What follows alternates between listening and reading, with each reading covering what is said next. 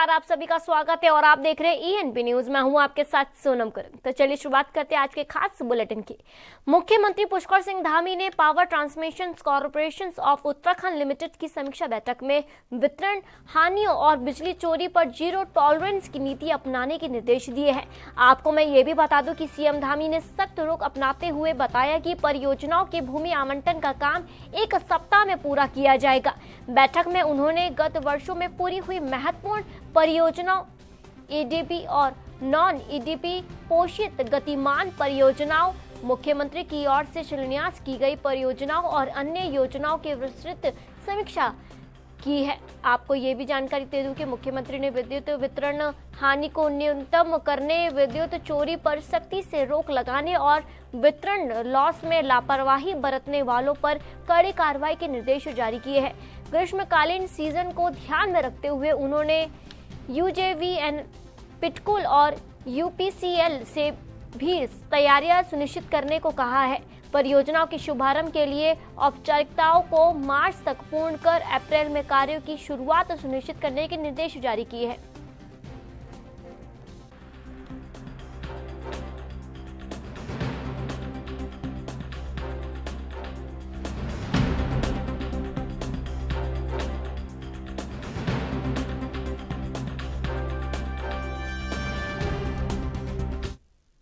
उच्चतम न्यायालय का एक महत्वपूर्ण आदेश कोटद्वार के पक्ष में आया है, जिसके तहत लालजंग चिलरखाल रोड के निर्माण का मार्ग अब पूरी तरह से प्रशस्त हो गया है। ये सड़क निर्माण के न केवल सामरिक दृष्टि से महत्वपूर्ण है, बल्कि कोटद्वार और आसपास के क्षेत्रों के समग्र विकास के लिए एक ऐतिहासिक उपलब्धि मानी जा रही है। इस निर्णय पर प्रतिक्रिया देते हुए उत्तराखंड विधानसभा अध्यक्ष और कोटद्वार विधायक रितु खंडूरी ने इसे कानूनी जीत के साथ साथ क्षेत्र के विकास की दिशा में महत्वपूर्ण कदम बताया है। उन्होंने मुख्यमंत्री पुष्कर सिंह धामी, गढ़वाल सांसद अनिल बलूनी, कोटद्वार की जागरूक जनता और सभी सहयोगियों का आभार व्यक्त करते हुए बताया कि कोटद्वार के समग्र विकास का ये संकल्प निरंतर जारी रहेगा और क्षेत्र की आधारभूत संरचना को सशक्त बनाने के लिए इसी तरह के प्रयास भविष्य में भी किए जाएंगे।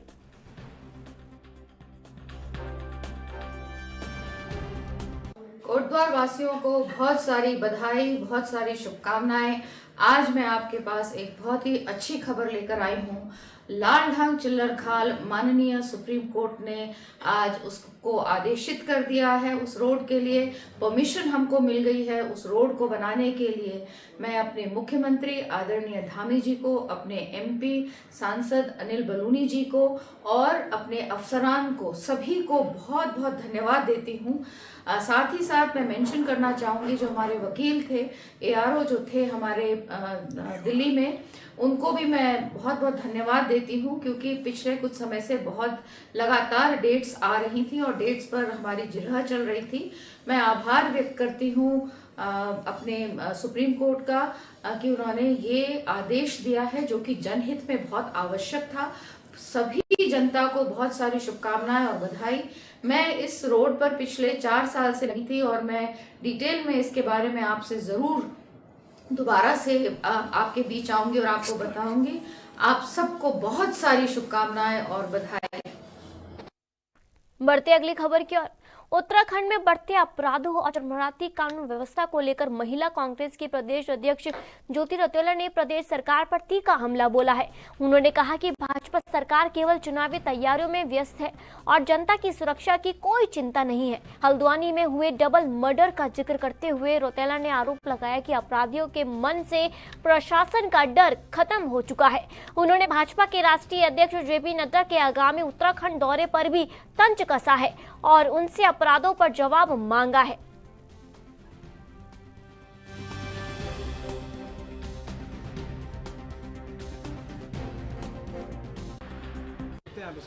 देखिए, भाजपा की सरकार जब से सत्ता में आई सिर्फ ये अब चुनाव में लगी हुई है। इसने ना इस प्रदेश के लिए ना इस देश के लिए इन लोगों ने के लोगों की सुरक्षा के लिए कुछ काम करा। आज लगातार प्रदेश में जिस तरीके से अपराधीकरण बढ़ा है, रोज आपको सुनाई दे रहा है कि एक हत्या हो गई, आज हल्द्वानी में भी एक डबल मर्डर हुआ है। और कहीं ना कहीं जो अपराधी हैं उनके अंदर जो पुलिस का खौफ है वो ख़त्म होता दिख रहा है। और सरकार को ये चिंता ही नहीं है कि इस प्रदेश का माहौल ख़राब हो रहा है, इस प्रदेश में लोगों की जान जा रही है। सिर्फ और सिर्फ ये इलेक्शन की जो तैयारी है करते रहेंगे। जिस दिन अगर जेपी नड्डा जी यहाँ पे आ रहे हैं, मुझे आपके द्वारा जानकारी मिली, तो हम लोग जरूर सवालों को लेकर उनके पास जाएंगे कि आप लोग सिर्फ क्या इस प्रदेश में या इस देश में सिर्फ चुनाव लड़ने के लिए लोगों ने आपको प्रतिनिधि चुना है? इस देश की सुरक्षा का सवाल है, इस प्रदेश के लोगों की सुरक्षा का सवाल है, लोगों की जाने जा रही है। रुद्रपुर में 14 फरवरी से 23 फरवरी तक यूएस नगर कार्निवल और सरस मेला आयोजित किया जाएगा, जिसमें मुख्यमंत्री पुष्कर सिंह धामी 100 करोड़ रुपए से अधिक की विकास योजनाओं की सौगात देंगे। इस अवसर पर मुख्यमंत्री धामी द्वारा 3.5 टन वजन के FRP मटेरियल से बने विशाल त्रिशूल और त्रिशूल चौक का लोकार्पण भी किया जाएगा। गांधी पार्क में आयोजित इस ऐतिहासिक आयोजन में विभिन्न सांस्कृतिक कार्यक्रमों के साथ साथ कांवड़ियों का स्वागत भी किया जाएगा। कार्निवल के दौरान स्थानीय विद्यालयों और कलाकारों द्वारा प्रस्तुतियां दी जाएगी और देश प्रदेश से आए ख्याति प्राप्त कलाकार अपने प्रदर्शन से दर्शकों का मनोरंजन करेंगे। कार्यक्रमों में संकल्प खेतवाल, जस्से गिल, हिमनाथ, रूपेश मिश्रा जैसे कलाकार अपनी प्रस्तुतियों से समा बांधेंगे और 23 फरवरी को पांडवा बैंड के साथ इस भव्य आयोजन का समापन होगा।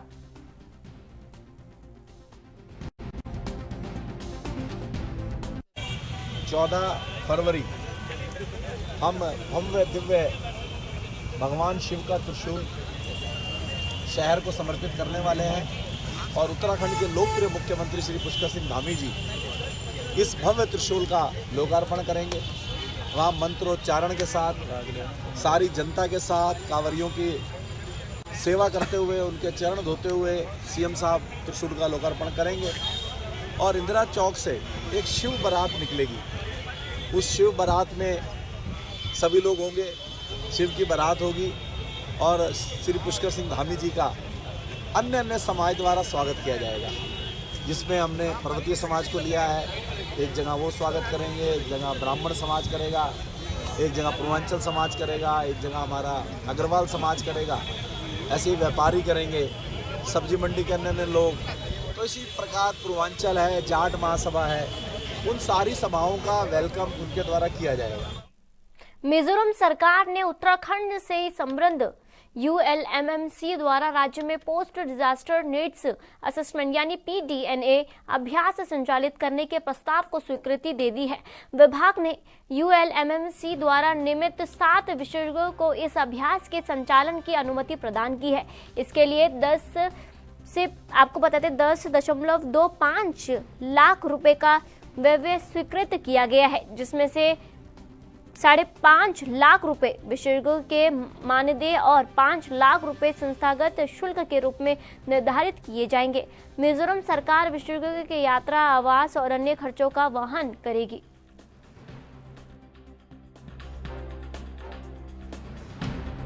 से बात हुई है, क्या कुछ है ये सारा मामला?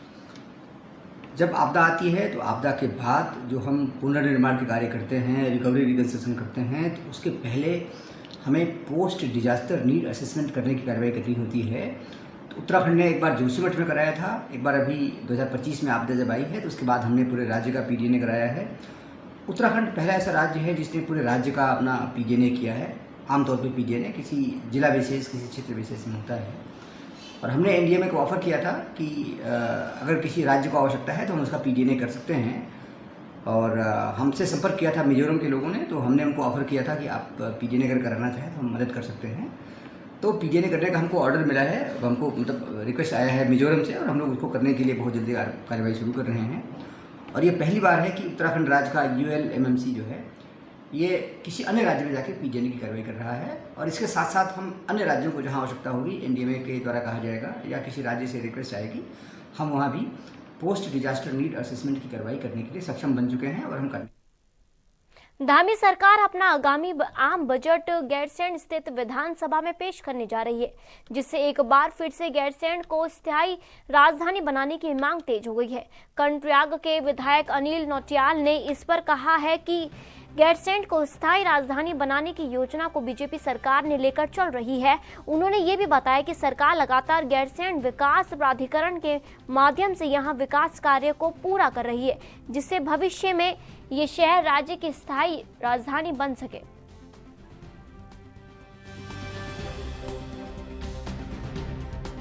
गैरसैंण राजधानी तो क्या कभी लगा सकते हैं, क्योंकि कांग्रेस लगातार सवाल उठा रही है कि स्थायी राजधानी होनी चाहिए, चाहे वो देहरादून होनी चाहिए या गैरसैंण होनी चाहिए। नहीं, देखिए, राजधानी तो भराड़ीसैंण गैरसैंण में ही होगी और हम सब लोगों की इच्छा भी है। मैं समझता हूँ कि सरकार बहुत तेज़ी से वहाँ पे इंफ्रास्ट्रक्चर खड़ा कर रही है। वहाँ की जो मूलभूत आवश्यकताएं हैं उन आवश्यकताओं को पूरा कर रही है और गैरसैंण विकास प्राधिकरण बना हुआ है। और मैं समझता हूँ, आपने देखा होगा पिछले 5, 7, 10 वर्षों के अंदर भाजपा की सरकार जब से रही है तब से वहाँ के विकास बहुत तेज़ी से हो रहा है। और मैं समझता हूँ कि जो मूलभूत आवश्यकताएं हमारी हैं उस दिशा में काम होंगे तो आने वाले समय में निश्चित ही भराड़ीसैंण गैरसैंण में राजधानी भी स्थापित होनी चाहिए और होगी भी। उत्तराखंड में स्वास्थ्य सेवाओं को बेहतर बनाने के लिए लगातार प्रयास किए जा रहे हैं, खासकर पहाड़ी क्षेत्रों में। हाल ही में प्रदेश के स्वास्थ्य सचिव सचिन कुर्वे ने स्वास्थ्य विभाग के अधिकारियों के साथ समीक्षा बैठक की है। इस बैठक में 5 मेडिकल कॉलेज, 13 जिला अस्पताल और 24 उप जिला अस्पतालों में सुधार पर चर्चा की गई, जिसमें अल्ट्रासाउंड, डायलिसिस, सीटी स्कैन और MRI जैसी सुविधाएं सुनिश्चित की जा रही है। इसके अलावा 12 केंद्रों पर डायलिसिस सेवा और 25 स्थानों पर डायग्नोस्टिक टेस्ट की सुविधाएं दी जा रही है।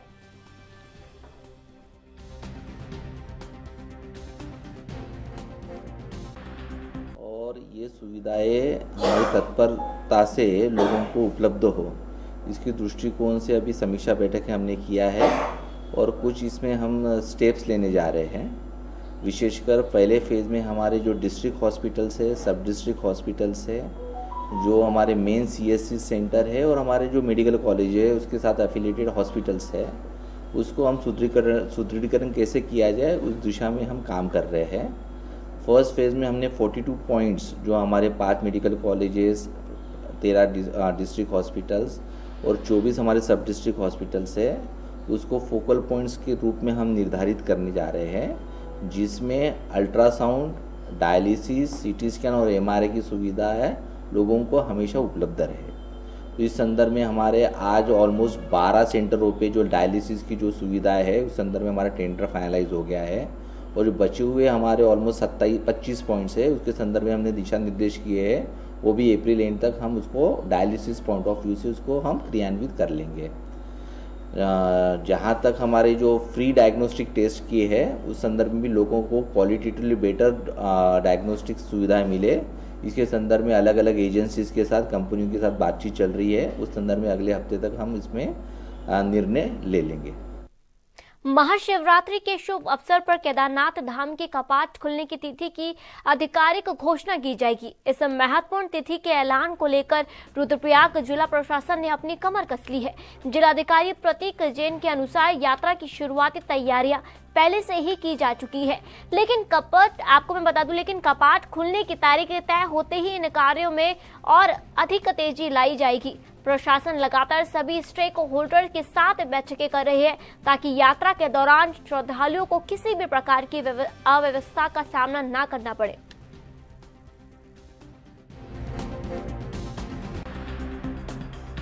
जी बिल्कुल, जनपद में मैं देख रहा हूँ सभी लोगों में और सभी जो केदारनाथ जी यात्रा से जुड़े सभी स्टेक होल्डर्स हैं उनमें यात्रा को लेके बहुत उत्साह है और सब आगामी महाशिवरात्रि के दिन भी हम सब जानते हैं कि केदारनाथ जी टेम्पल ओपनिंग की ऑफिशियल डेट डिक्लेयर होने वाली है, तो प्रशासन भी इसके लिए बहुत सक्रिय है, बहुत उत्साहपूर्ण है, सभी अधिकारीगण भी, कि एक बार जब ऑफिशियल डेट डिक्लेयर हो जाएगी तो आगामी यात्रा की प्लानिंग और थोड़ा अच्छे तरीके से करने में हम सब लोगों को भी और अच्छा लगेगा।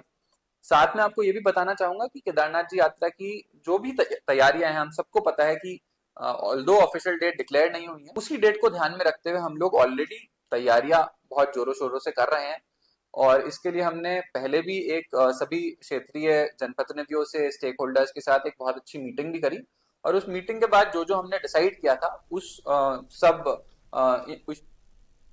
हरिद्वार जीआरपी को बड़ी सफलता मिली है। आपको मैं ये बता दूं, जीआरपी कप्तान अरुण भारती ने नेतृत्व में पुलिस टीम ने ट्रेनों में मोबाइल और पर्स चोरी करने वाले 3 शातिर आरोपियों को गिरफ्तार कर जेल भेज दिया है।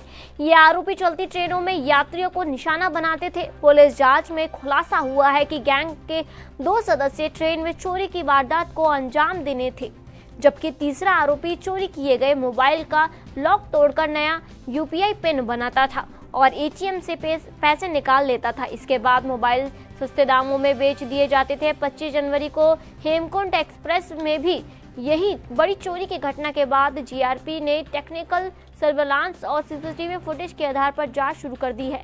आखिरकार देहरादून से 3 आरोपियों को दबोच लिया गया है। मुख्य आरोपी अंजू शर्मा पूर्व में भी ट्रेनें में डकैती के मामले इससे जुड़े हुए हैं। पिन बदल के चोरी कर लिया, फिर मोबाइल बेच दिया इन्होंने औने पौने दामों में। तो इनको लगा कि अब तो पकड़े नहीं जाएंगे, तो इन्होंने पुलिस पे ही मतलब एक तरह से छींटाकशी शुरू की कि हमें किस बिना पे गिरफ्तार कर रहे हैं, हमारे पास ना तो मोबाइल है ना कुछ है, हमने तो कुछ भी नहीं करा। लेकिन क्योंकि सीसीटीवी फुटेज थी और इनका द्वारा ट्रांजैक्शन वो वहाँ पर शो हो रहा था। हरिद्वार जीआरपी को बड़ी कामयाबी मिली है। जीआरपी कप्तान अरुणा भारती के नेतृत्व में पुलिस ने ट्रेनों में मोबाइल और पर्स चोरी करने वाले 3 चोरों को गिरफ्तार किया है। ये चोर ट्रेनों में यात्रियों को अपना निशाना बनाते हैं। जांच में खुलासा हुआ कि इनमें से 2 आरोपी चोरी करते थे, जबकि तीसरा आरोपी मोबाइल का लॉक तोड़ता था और नया पिन कोड बनाता था और पैसे निकाल लेता था और मोबाइल को सस्ते दामों में बेच देता था। जीआरपी एक कामयाबी अहम मानी जा रही है कि घटनाएं इस तरह की हो चुकी हैं। इनमें से एक आरोपी पहले ही ट्रेन लूट में जेल जा चुका है। पुलिस ने आरोपियों के खिलाफ संबंधित धाराओं में मुकदमा दर्ज कर न्यायालय पेश कर दिया है। हरिद्वार से एनबी के लिए अकील अहमद। वक्त हो गया एक छोटे से ब्रेक का।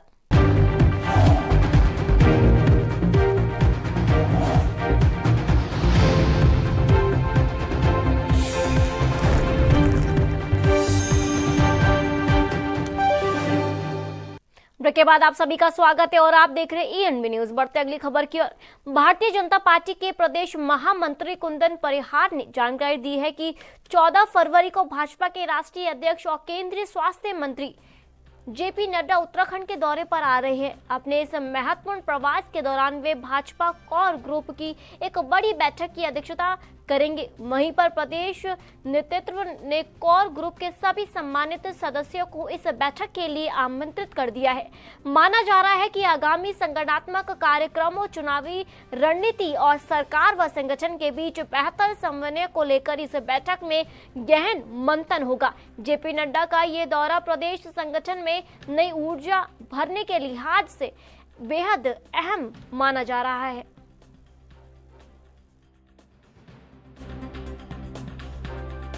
हमारे 14 तारीख को निवर्तमान राष्ट्रीय अध्यक्ष और केंद्रीय स्वास्थ्य मंत्री आदरणीय जगत प्रकाश नड्डा जी इस उत्तराखंड में आ रहे हैं और एक कोर ग्रुप जो हमारी बीजेपी की है उस कोर ग्रुप के साथ उन्होंने बैठने का निर्णय लिया है और हमने सभी कोर ग्रुप के जो हमारे सभी सदस्य हैं उनको उस बैठक के लिए आमंत्रित किया है, क्योंकि ये राष्ट्रीय अध्यक्ष जी के पश्चात एक नियमित बैठकें हैं और उसी क्रम में माननीय नड्डा जी यहाँ पर आ रहे हैं। जो हमने अभी तक जो काम किए हैं, अभी हमको आगे क्या क्या काम करना है, उन सभी का दिशा निर्देश हमको इस कोर ग्रुप में मिलेगा और हम समझते हैं कि उनके आने के बाद हम एक नई ऊर्जा के साथ और काम कर पाएंगे।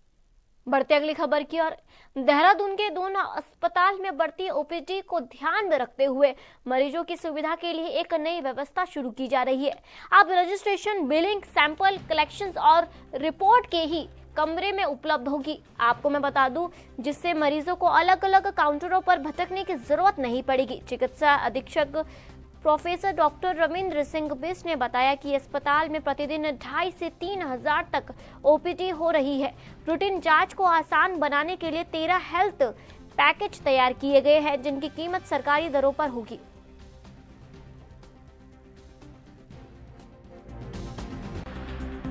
जो टेस्ट कराने होते थे वही लिखते थे, आप पूरे पैकेज के साथ ये रहेगा, किस तरह की दरें निर्यात की हैं, क्या तय की हैं सर आप लोगों ने, क्या कुछ? आप जैसे कि आप लोग जानते हैं कि दून अस्पताल की ओपीडी रोज दिन बर दिन बढ़ती जा रही है। आज की तारीख में लगभग 2,500 से 3,000 की दिन की ओपीडी हो गई। तो इसमें जो आम आदमी है जो अपनी जांचें करवाना चाहता है ये देखने के लिए कि वो फिट है कि नहीं है, तो उसके लिए बड़ी दिक्कत होती थी। तो उसके लिए माननीय मंत्री जी द्वारा हमें निर्देशित भी किया गया, जिसके क्रम में अब एक सिस्टम हम निकाल के आ रहे हैं कि एक कमरे में एक छत के अंडर उसकी जांचें, उसका रजिस्ट्रेशन, उसका बिलिंग और उसकी रिपोर्ट एक ही कमरे में मिल जाएगी। इसका बेसिक उद्देश्य ये है कि जो हमारे सिटीजन्स हैं जो फिट हैं और उनको लगता है कि रूटीन इन्वेस्टिगेशंस होनी चाहिए, तो उसके लिए हमने डिफरेंट पैकेजेस बना रहे हैं। जैसे हार्ट की, जैसे दिल की जांच करवानी है तो हेल्दी हार्ट पैकेज बना दिया, एक एग्जीक्यूटिव पैकेज बना दिया, एनीमिया प्रोफाइल बना दिया। तो अगर किसी को लगता है कि उसको ये जांचें करानी है तो उनके लिए हमने स्पेसिफिकली वो एक पैकेजेस डिफरेंट बना रहे हैं। लगभग 13 पैकेज अभी तक हम बना चुके हैं और उसको और इवेलुएट करके और पैकेज बनाएंगे। इनकी दरें जो सरकार द्वारा पहले से निर्धारित है उन्हीं दरों पे किया जाएगा, जो कि मार्केट से काफी कम होती है। तो मरीज को इसका काफी बेनिफिट मिलने वाला है। इसका मोडस ऑपरेंडी ये रहेगा कि एक ही कमरे में व्यक्ति अपना रजिस्ट्रेशन करा सकता है, रजिस्ट्रेशन के साथ साथ बिलिंग भी करा सकता है। वहीं पे उसका सैंपल कलेक्शन हो जाएगा और वहीं पे उसको उसकी रिपोर्ट भी वहीं पे मिल जाएगी। आम चुनाव नजदीक आते ही बीजेपी के भीतर नेताओं की आपसी खींचतान खुलकर सामने आने लगी है। पहले मंत्री गणेश जोशी ने पुरोला के पूर्व विधायक को अपना प्रतिनिधि नियुक्त किया है। अब वही विधायक दुर्गेश्वर लाल ने पूर्व विधायक मालचंद पर कटाक्ष किया है। उन्होंने कहा कि मालचंद के कर्म उनको रुला रहे हैं और जनता काम देखती है। हाल ही में मालचंद का एक वीडियो वायरल हुआ है जिसमें उन्होंने आरोप लगाया है कि उनके प्रताड़ित किया जा रहा है। आपको मैं बता दूं ये घटना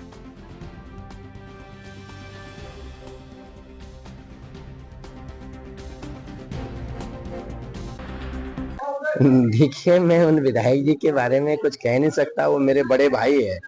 अब प्रताड़ित उनको कौन कर रहा है वो खुद जाने, या उनके कर्म उनको प्रताड़ित कर रहे हैं, उनके द्वारा किए गए जो जनता के साथ छला हुआ है। अब आजकल आंसू बहाने से काम नहीं चलेगा। जनता को काम पसंद है। जनता को आंसू बहाना, ढोंगीपन करना, लोगों को जात पात पे, धर्म के नाम से, मंदिर के नाम से गुमराह करना, ये जनता ने पुरानी राजनीति सब छोड़ दी है। उन्होंने जैसे इससे पहले आज तक ये ट्रेंड चला था, लेकिन अब उनको जो इस पे सफलता नहीं मिलने वाली है और वो प्रताड़ित है तो वो अपने कर्मों से प्रताड़ित है।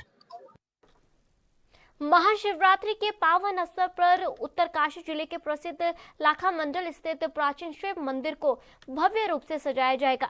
मंदिर समिति की ओर से विशेष तैयारियां की जा रही है और श्रद्धालु की आने की संभावना जताई जा रही है। आपको मैं ये भी बता दूं कि लाखा मंडल मंदिर का संबंध पांडवों से जोड़ा जाता है और ये केदारनाथ, बद्रीनाथ और हरिद्वार की तरह विशेष माना जाता है। समिति की अध्यक्ष सुशील गौड़ ने बताया कि निसंतान दंपतियों के लिए यहाँ संतान प्राप्ति का आशीर्वाद मिलने की मान्यता भी बताई जाती है। सभी श्रद्धालुओं को महाशिवरात्रि महोत्सव में आमंत्रित भी किया गया है।